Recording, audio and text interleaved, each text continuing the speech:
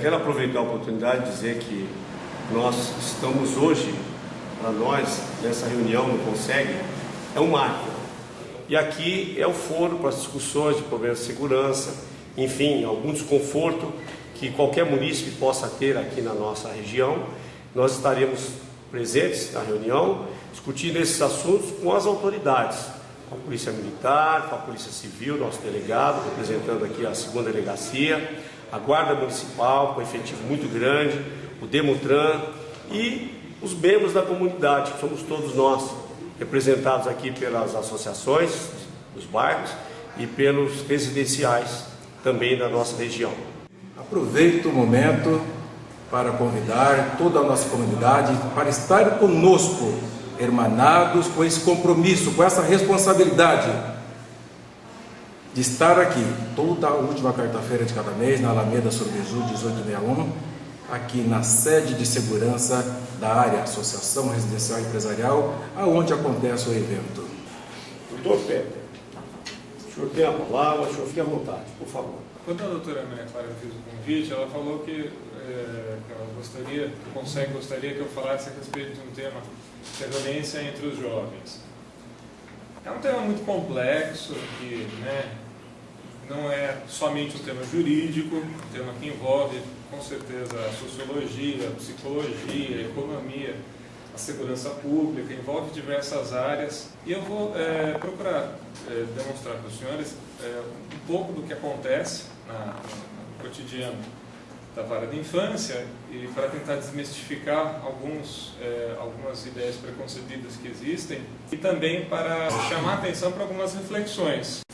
A vara da infância, ela tem 2 vertentes básicas. Uma atende os menores que estão em situação de risco, ou seja, procura-se efetivar os direitos das crianças e adolescentes que estão previstos no Estatuto da Criança e do Adolescente, que são vários, e frequentemente existem menores em situação de risco, e essas denúncias normalmente chegam através do Conselho Tutelar, que faz a verificação no local e verifica se existe realmente uma situação de negligência, abandono, maus tratos em relação à criança ou adolescente. A segunda vertente lida com a chamada infância criminal, os atos infracionais. Os adolescentes, a partir dos 12 anos, eles recebem medida socioeducativa caso cometam um ato infracional.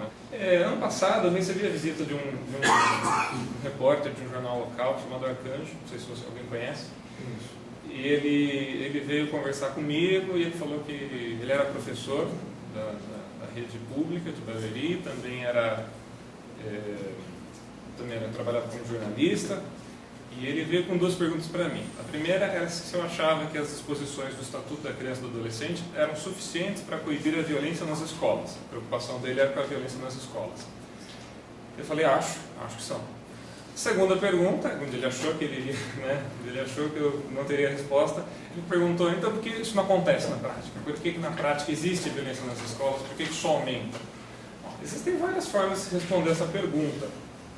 A primeira, que eu respondi logo de cara, que me veio à mente, foi o fato de que não é possível exigir das crianças e adolescentes que cumpram todos os seus deveres, que ajam como se fossem adultos, enquanto todos os seus direitos previstos no ECA não forem efetivados. A mãe fala, eu saio cedo para trabalhar, só volto de noite, eu falo para ele ir para a escola, mas não sei se vai realmente, ela não tem como fiscalizar isso.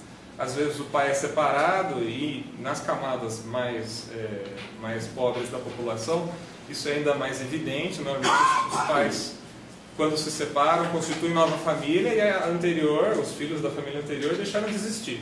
Me separei da mulher e me separei dos filhos também.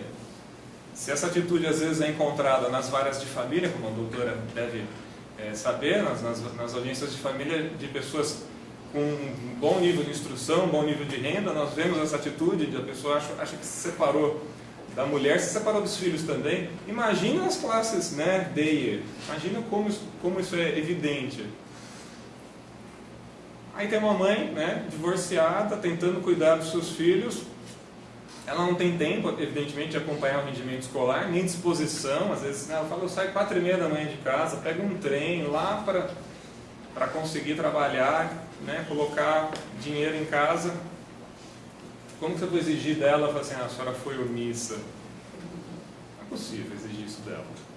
Então a escola tem que ajudar, tem que contribuir. É claro, eles não são educadores, eles têm que educar.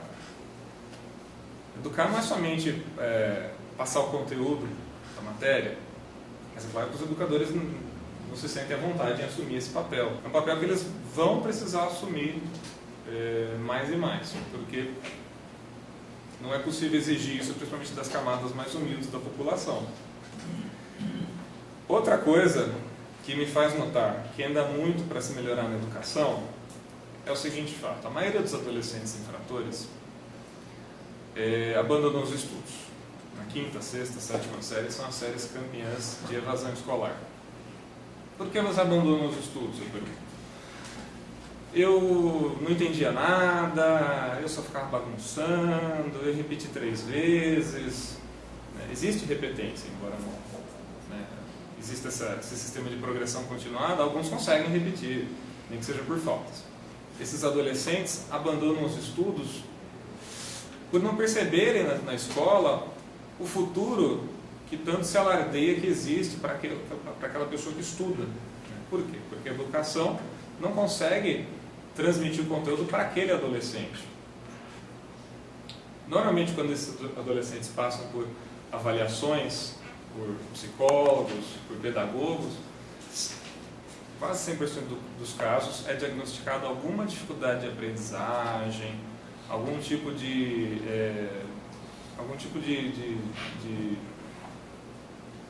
dificuldade que deveria ser trabalhada por um psicopedagogo, por alguma pessoa com uma especialização nessa área.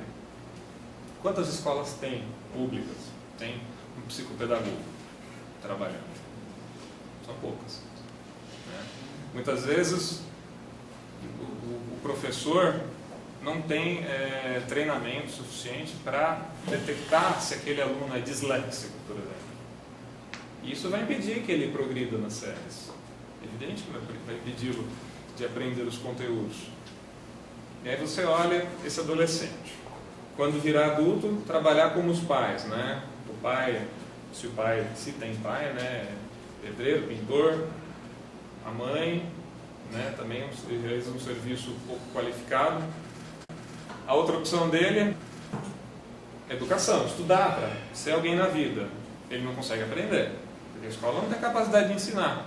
A escola tem capacidade de ensinar para aquele aluno padrão, que não possui dificuldades. Que você fala, ele aprende. Aquele que tem dificuldades de aprendizagem, a gente percebe que a escola não atende adequadamente, tanto que ele abandona os estudos. Quando uma empresa perde um cliente, ela acha que a culpa é do pai do cliente ou da empresa? É da empresa, né? É da empresa a culpa. Quando a escola não consegue ensinar o aluno, a culpa é do aluno? Não me parece que seja essa a questão, né? Não me parece ser essa, né, a resposta para o caso. Aí abre-se a única outra terceira via para esse adolescente, que é o ato infracional mais comum entre os jovens, que é o tráfico de entorpecentes. A maioria, por incrível que pareça, a maioria dos jovens que são presos por tráfico não são usuários de entorpecentes, como se imaginaria. Eles não estão nessa porque eles são usuários para sustentar o vício. Eles querem ganhar dinheiro. A maioria fala: por que você está traficando? Estava chegando o Natal, queria comprar um tênis novo, o pai não tem condição de dar, queria comprar uma camisa nova, um boné. Coisa simples, né? Um celular novo.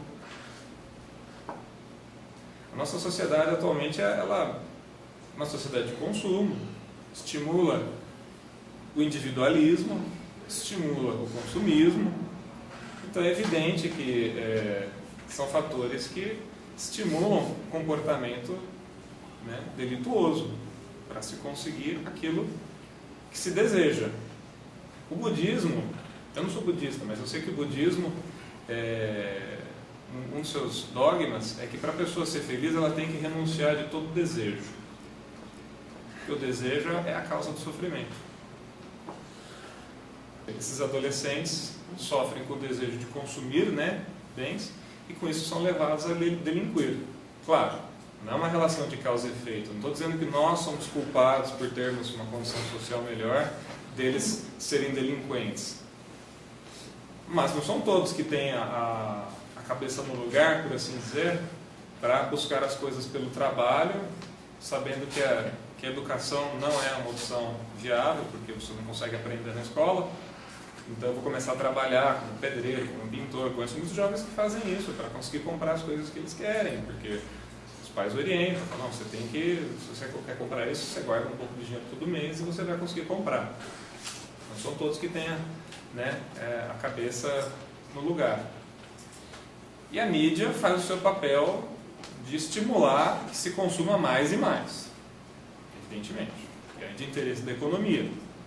Então, os adolescentes, evidentemente, não vão ter ensinamentos budistas da mídia, né? De consuma menos, renuncie ao desejo.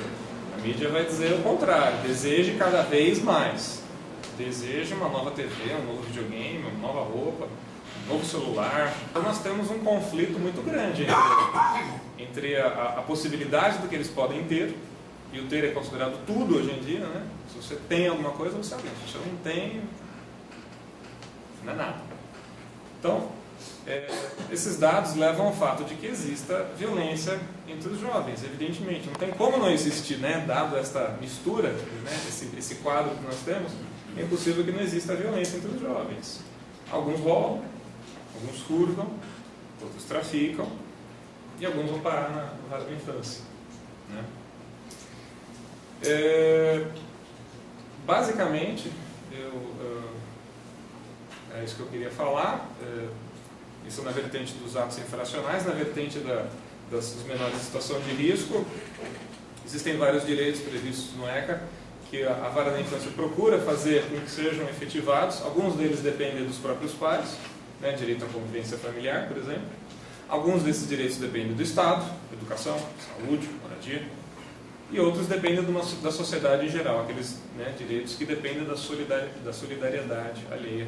Por exemplo, o abrigo para adolescentes aqui em Barueri é feito por uma ONG, né, que recebe esse serviço, realiza esse serviço em convênio com a prefeitura. Mas o judiciário não tem o poder de realizar nenhum serviço ele mesmo, né? Não é o judiciário que fornece educação, saúde. O judiciário tem apenas a função de detectar qual é a carência de direitos da criança e do adolescente naquele caso e determinar que o poder público cumpra a sua função. Frequentemente recebe a resposta de que não há vagas, né? Não há vaga na escola para essa criança, a escola já está lotada, não há vaga na creche, precisamos construir mais creches. Não, mas enquanto não constrói, o que faz com essa vaga de creche que está faltando? Não sei. Aí você dá uma ordem judicial dizendo, não, vai ter que arranjar a vaga. Aí eles falam, mas assim não dá, você está interferindo na minha administração, como é que eu vou administrar o orçamento do município se o juiz fica tentando interferir? Não tem jeito. A Constituição Federal estabeleceu o que a gente chama de doutrina da absoluta prioridade. O artigo 227 da Constituição estabelece que os direitos da criança e do adolescente têm que ser efetivados com absoluta prioridade. Absoluta prioridade. Esses são os termos da Constituição. Se é absoluta prioridade, tem que ser absoluta mesmo, não é absoluta assim. No papel, né? Não, absoluta, totalmente absoluta. Inclusive, ao ponto de você, se tiver que optar entre efetivar o direito de um idoso e o direito de uma criança, não tem escolha para se fazer. Tem que ser o direito da criança. A Constituição fez a escolha por nós. Nem sempre é isso que a gente vê na prática. Nem sempre é isso que a gente vê na prática. Porque as crianças e adolescentes não têm condição de reclamar sozinhos pelos seus direitos. Não sabem quais são os seus direitos. Dependem dos pais para isso. Se os pais forem omissos, quem vai falar por eles? Né? Sobra para o Conselho Tutelar. Né? O LEDI vai lá atender e detectar a demanda e levá-la à vara da infância e juventude. Eu sei que eu falei muita coisa, todos os assuntos, nem todos os assuntos tinham uma clara conexão entre si, mas é porque eu queria dar uma visão geral daquilo que eu sinto que precisa haver uma reflexão e para que vocês entendam um pouco do papel da vara da infância e juventude, e estou aberto a quaisquer indagações. Obrigado pela atenção.